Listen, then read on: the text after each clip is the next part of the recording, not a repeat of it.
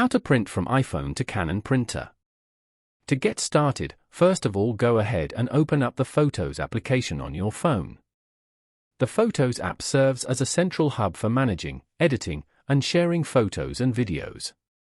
It allows users to view, organize, and interact with their media library. Here, you can view all the photos and videos on your phone. From this page, open any photo you want. Then, go to the bottom left corner and tap on the share icon. You can view all the sharing options available over here. Scroll down and tap on Print. You can view and manage the printing settings from here. Tap on Printer at the top. And then, select Canon Printer from the options. After that, tap on Print. Following these steps, you can easily print from iPhone to Canon printer. Thank you for watching.